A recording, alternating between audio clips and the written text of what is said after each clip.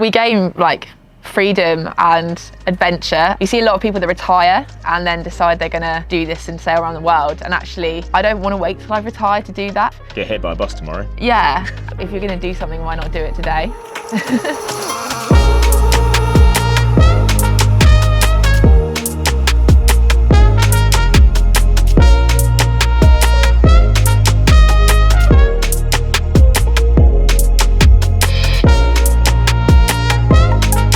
Hi guys, welcome back to another Liberation video where we explore the lives of people living alternatively. Today we're meeting up with Esmée and Paddy. They're living on a sailboat, so we hope you enjoy the video. Back to it.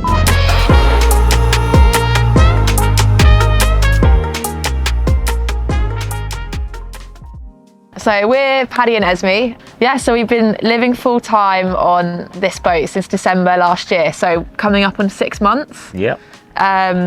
It's hard moving on in the winter, and when we bought her, she had a completely different interior, and we redid loads of it to basically kind of bring it up to more modern day living. Before we moved onto the boat, we were living in Bristol in a flat, and actually before that we lived in a van for about 18 months. And so we moved out of the van into the flat, and then it took us only about probably a year to be like, this is well boring. So we'd always dreamed of doing this. And we thought, you know what, let's just do it, let's go. We kind of did a bit of research and realised that it was like more financially doable than we thought, and we could actually live, we could keep our old jobs and like live down here in the marina, and life could just go on as usual whilst we were kind of building up this dream. So yeah, it was a bit of a no-brainer. But yeah, we had very normal, paying a mortgage, living on the outskirts of town, commuting to the office kind of stuff, yeah. I think we kind of realised when the cost of living crisis really hit, like at the end of last summer, we either did it then or we'd be waiting a couple of years for our flat to be worth selling again. It was kind of a now or never, wasn't it? It's just like, there was all that talk of like the world's going to go to shit. And we're like, well, I don't want to be, you know, we were dreaming of doing a big trip, and we're like, I just don't want to get stuck. So we're like, let's just do it now and it'll probably be all right. But so I grew up kind of like toddling on boats, did quite a lot growing up and racing and stuff, but didn't like love it. And then I kind of got back into it in my 20s, realising it's like a set of skills that can take you anywhere really. And then Ez really got into it and was loving it as well. It's like, let's just do this all the time. Yeah.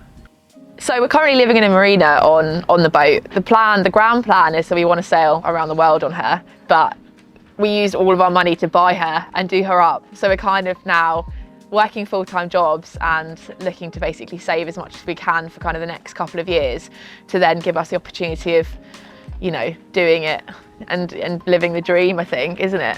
Yeah, so we're both working full-time, like office jobs, based in Bristol largely. I mean, you're fully remote, aren't you? I can go to an office in Bristol, which I can cycle to from here, or sometimes go up to London on the train, but largely work from the boat. So we kind of set up down below, sitting opposite each other all day, tapping away on our laptops. But you know, it's working for now, but I am kind of itching to go change of scene, go live out on the Anchor, do less work, more living. Yeah, that's the aim.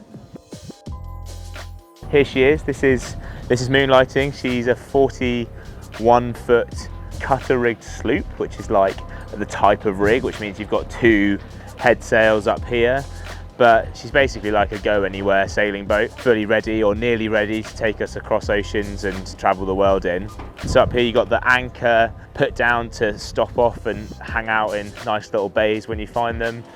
This is our Genoa, which is one of our biggest sails, and then you got the main sail back there. Below me at the moment there's a big cabin, but there's a hatch down into that cabin there.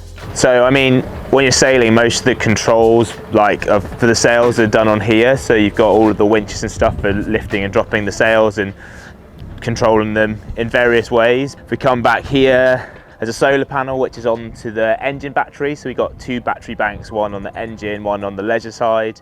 That one's just on the engine, and the big solar panel you can see back there is for like the leisure batteries. But we spend most of our time in the cockpit, which is back here. So this is our kind of like main living area. You know, when we're sailing, we're in here protected by the spray hood from any weather. But we also, like, when you're moored up, we sit out here and hang out and have lunch up here when it's sunny. I sometimes work up here when it's nice weather. And actually we're hoping that we're going to get another big canopy with some sides on it, so you can make it almost like a conservatory room in the winter, which is yeah, which would be great, but it's a bit of a cost, so we're gonna save up for that really. But yeah, from here it's great because you can go down forward into the main saloon area, or you've got your own little companionway down here into the cabin. So come out either side, there's people sleeping in different areas, you can come out without disturbing each other, which works really well. Got all the winches here for controlling the forward sails, and then the engine controls, and that's the auto helm over there, so the boat can steer itself when we're doing other stuff. And then deck at the back, it's mainly used for storing, so we've got all of our spare ropes and lines and the spare anchor and everything all in these boxes, like gas bottles down in that box at the back there. We've got our surfboards back here. We also have space to keep our bikes back here. And then there's the dinghy, so we can run to shore if we're on the anchor hanging out the back there, and the outboard for that's hanging there too. Yeah, and then right at the back there we've got a radar arc which has, as I said earlier, the solar panel. We've also got a wind generator which charges the batteries too. And then there's various antenna for the GPS and the radar. And we've got 4G antenna up there as well, which is how we get internet when we're like off grid. So all of the wiring for that all runs back there. I think that's a bit of a whistle stop tour. Yeah, so living in the marina, like our main cost is the actual mooring, and it's about, for this boat, which is 12 meters, it's like 480 quid, I think. So like compared to, I mean, that's pretty much the same as we were paying on our mortgage in our flat in Bristol. But then as soon as we get moving, we won't have that cost at all, and hopefully we'll be spending a lot of time on the anchor, which is free, and then maybe paying the odd kind of 40 quid a night to go into a marina, you know, almost like a campsite kind of thing if we want to easily get on and off. But I mean, the great thing about living on the boat compared to being in the flat is we're completely self-sufficient. We do plug in, but we've also got solar and we've got wind, so our energy bills are really low, and we own the boat outright. So between me and Ez, you know, we've got no debt on the boat compared to having that thing hanging over you with your mortgage, and that's just, yeah, it's a lot more peace of mind and a lot more freedom. Yeah. I think I was saying to you earlier, wasn't I? I got friends in London who've rents doubled in the last couple of years because of all the interest rates and stuff, whereas we just feel a little bit, you know, we feel miles away from all that stuff, which is really nice. Yeah, it's really liberating. Yeah, it's just amazing to know that we could go out and sail right now and all our stuff's still on board with us, so we could go anywhere and like life won't change. Yeah, like a snail.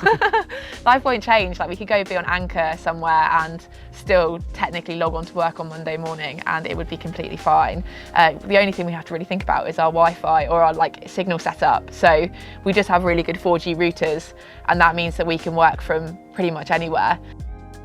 When we first did the van, we just got really used to, you know, be on the beach in the morning if you want to go surfing, or like be in the mountains in the morning if you want to go for like a hike or whatever it is, and just kind of be exploring and working, and it definitely kind of feels right to me. And you do sacrifice stuff, right? Like you sacrifice a lot of convenience, and you have to think about a lot more, and it can be stressful. And also we live on top of each other, and we have done for years. Yeah, just living in close proximity to each other I think it's been tough on our relationship, but in a good way. Like we've grown closer and stronger together than I think we would have ever done if we just lived in a flat. So like navigating all that is challenging, but it's so worth it to be to be able to just go wherever you want. We gain like freedom and adventure. I think doing it, you see a lot of people that retire and then decide they're gonna do this and sail around the world, and actually I don't want to wait till I've retired to do that. Like I don't want to work my entire adult life. Get hit by a bus tomorrow. Yeah, and then you can never do any of it. Like why not do it today? Like we'll just make it work, and it will and if we have to stop to earn more money whilst we're doing it, that's what we'll do. Like I think I'd rather do it that way around and have my like youth and my energy and like want to do these amazing things than wait till all my bones are creaky and I can't like haul the halyard if I need to, or like pull a line, or you know, it just, yeah, it's why not? If you're gonna do something, why not do it today? Yeah, so we've got a dog. We got her when she was a puppy a couple of years ago, so she's grown up living on boats and being on boats, which was something we really wanted to make sure she was happy and comfortable with. And she loves being in the sun. She lays on deck, she just suns herself. We obviously take her, when we're in the marina, we can take her to shore whenever she needs to go. We do have like a pee pad that goes on the front of the boat, which she can wee on deck if she needs to. Yeah, she loves boat life, especially when it's sunny. I'm just looking down because she's literally sunning herself. She doesn't love it so much when it's rolling around and blowing and cold. So we wrap her up and put her down below. And this is the inside of the boat. So welcome to the saloon. This is the main kind of living area of the boat. So we've got our saloon table here, which also pushes down into like a double bed. So we can sleep like 2 people here. So this is like the main place we'll host when we have friends staying. And behind here, we've got like so much storage, and like up here as well. There's our liquor cabinet over in the corner. The priorities is the rum and whiskey on board. So yeah, this is like just a really lovely functional space. I sit here to work. And then we've also kind of got another sofa bed over there. We've got these hooks up here. There's one here and one there. We can put a screen up and we have a projector. So we also just like can lounge here and watch TV, which is really nice. There's definitely a creature comfort of both of us is to kind of chill and watch something like a film. So it's nice to be able to still have that whilst living on a boat. So over here is the kitchen, what boat people call the galley. And it's basically what it says on the tin. We've got a 3-hob burner and a gas oven down here with a gas bottle on deck in one of the lockers. We've got loads of food back here. It's like a whole box of tea because we're English. We've just been out for a sail, so everything's packed away. Normally we have things back here. So we've got like our coffee machine and our air fryer, which we can use when we're on the mains power. And then we've also got our top loading fridge here, which is incredibly empty. We've got a sink over here, which has hot and cold water and water that goes through like a filtration system. So when we fill up just with like a hose water. So especially in other countries when you don't know what the state of the water's like, it's just good to run everything you're drinking through a filter basically. And then this is our sea tap, which is foot pumped. So it pumps water out from literally wherever you are. And that's good for on long passages when we're trying to conserve water, because we only can hold about 800 litres I think it is on board, which is a lot, but you just want to be careful because you're showering that as well. So rinsing all your dishes with seawater is good, and then you can kind of do the last bit with fresh water, and it just makes your water last longer basically. So this is the chart table, which is where Paddy sits for work. There's loads of space underneath it, which has our laptops and stuff, and then it also has all the navigation equipment. And then we also down here we have all our batteries. We've got our bunk room here, which is probably the best place to try and sleep whilst we're on passage. It has kind of a lee cloth, which you can pull out from under here, which clips up onto these. So you can be safely in there and not roll out if we're on a really rolly passage. And then there's also really good access to the engine back here. This is the aft cabin, so this is our main sleeping quarters. So we've got a small double, it's probably like a 3/4 bed, which is fine, it works. And it has like great storage under here.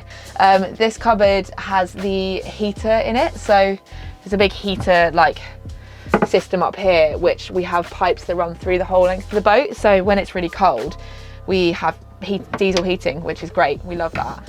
Peggy's favourite viewing point is back here. She sits there and like watches people going past and like sticks her head out when it's open, and it's really funny. So this is really good for storage. We've got loads of our clothes in here and also here as well, which is like a big kind of full-length locker. We also have a twin tub washing machine on board, like a small one, which just means that we can do our washing for free, which is really good. Shall I show you Peggy's ramp? Yeah. She's a performing dog, she'll definitely do it. She'll do it for sausages. Come on then. Come on. Come on. You're not going to do it now because people are watching. She'll do it for a cocktail sausage. Walk the plank. What's this? Walk the plank. Come on. Down you come. Good girl. Good girl. There's your sausage. Wasn't it? Go on. You know how to do it.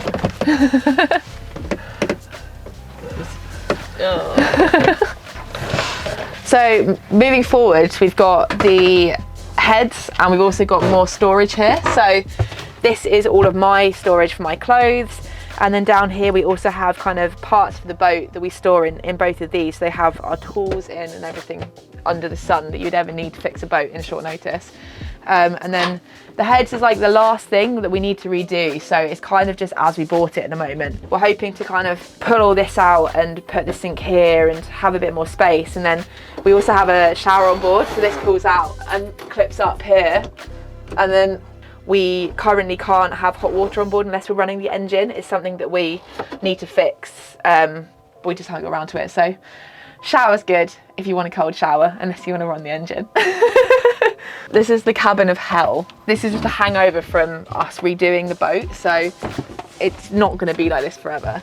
But we've kind of got everything you could ever want under the sun in here. So we've got like our chop saw, loads of the wood that we used to refit the boat, and then all of our adventure stuff as well that we haven't fully figured out what we're going to store properly yet. So we've got all our climbing gear here, camping gear up here, skateboards. Most of this stuff needs to go and be stored. We're thinking about getting a storage locker or something. Hard to believe, but there's actually 2 beds under here, so you can have 2 people sleep in like a V berth here.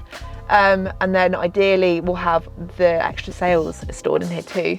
And then this up here is our anchor locker. So we've got all of our chain for our anchor in here, which sits up on the front of the boat. So that's kind of just has to kind of hang there to have all the chain in it. But yeah. So this is my favourite thing ever. I commissioned it for Paddy for our anniversary. I got us drawn as Simpson characters, which I thought was hilarious. He loves the Simpsons. Cool. This is one of my favourite features of this boat. So it's the flag that Paddy's grandparents flew when they were living on their boat in France, and they were on their boat in France for years. So it's really ragged around the edges, and it's just really sentimental. So it's nice to have that hanging in here. So for me, I think my favourite bit would probably be like just knowing that we could, at some point, probably over the next few years, we'll go to places that everyone else has to fly to. Like, I'm hoping that we'll get to New Zealand. We'll definitely, first of all, we want to get down across the Atlantic and go to the Caribbean, which would be wicked. What's my favourite thing? Golly. I know I've said this already, but the freedom, like, it's amazing. It's so incredible having that feeling of just knowing you can go anywhere and do it under your own steam, do it at your own pace. No one's asking you to do anything, go faster, go to a certain place.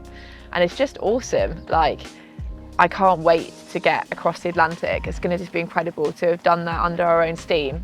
Yeah, mind blowing. I'm so excited for it. And there's also a thing about like going slow as well. Like sailing boats do not go quickly. And especially if you're not marching, you're not trying to get somewhere for a certain time, you're just pootling along, and that's really peaceful. I don't think we do that much of that in the everyday life, but especially modern day life. So everything's just constantly in your face. Do this, do that, buy this, buy that.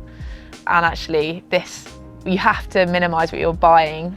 Like, there's not much space on board, so we massively stripped back what we own, which was like a really liberating feeling. I'm trying to think of bad points. It's actually quite hard. I think my least favourite thing so far of living on board was when we moved on in December. It was just insanely cold, and living on a boat in British winter is just hard. Yeah, I think there is a thing for me about always being on, and you guys saw it today, like when you're out and you're doing stuff, especially in the marina, but even when you're out, like you can't just, you're not on a sun lounger by a pool, right? You do have to be concentrating, and the consequences of messing up can be quite high. So there is that kind of, there is an underlying stress in the actual sailing stuff. Your home's trying to sink the whole time, so keeping that's like an ongoing stress, I think. Yeah.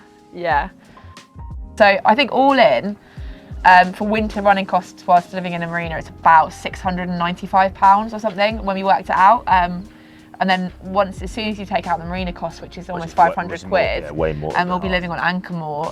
Once we're doing it, moving around traveling full time, it's just going to go down to £200-300 quid a month. The maintenance cost is high though. We budgeted for all of those in the initial cost of the boat, but at the moment, that's our major outlay, is the refit. If you're willing to roll up your sleeves and learn how to do stuff yourself and fix stuff yourself, then you'll be absolutely fine. Whereas if you fall into the trap of paying other people to do stuff, you'll blow your budget straight away, because the marine industry is so expensive. So that's one thing. I think you've got to be pretty handy. Yeah. And you've got to be willing to be okay, how does radar work? I think a misconception, boat life can be expensive if you choose for it to be, but it also can be more accessible if you choose for it to be as well. I think a lot of people get turned off because they don't know what to expect, or they just heard it's expensive, or it's for posh people, rich people, but actually it doesn't have to be. I'm 26, so Paddy's 28 and we don't have the best jobs in the world, but we're just choosing to spend our money on something that we love, and that just so happens to be the boat. I think for now we'll live on the boat until it feels like the right time to stop living on the boat. Yeah. We haven't got an end date or an end goal. Like, we want to go and travel the world, and you know, if that means staying on the boat for 10 years, 20 years, we will. If it means doing it for a couple of years and then deciding actually we want to come back and settle down, we could do that as well. Like, I think it's all just fair game at the moment, isn't it? I'd say definitely do it. 100%. Definitely do it. Go, but before you like put your whole life savings into a boat, go and find someone to take you out. Yeah, go on some trips with someone else. You've got to love the actual sailing bit, because that is, you've got to build up that skill, and you've got to spend time doing that. Otherwise, you'll end up living on a boat in one place, and that's kind of not the point, is it? So like.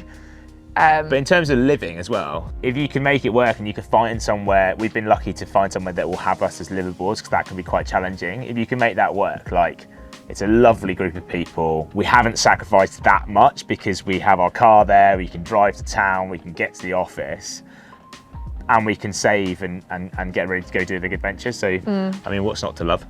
Yeah. So that would be, I mean, that would be a great bit of advice, is go somewhere warm. Yeah. So if you're gonna do it, get as skilled as you can as quickly as possible and fuck off somewhere hot. Yeah. Thanks so much for watching, guys. If you're interested in what we're doing here, we've got our own channels on Instagram, TikTok, and YouTube at sailing.selkie, and the links are going to be below.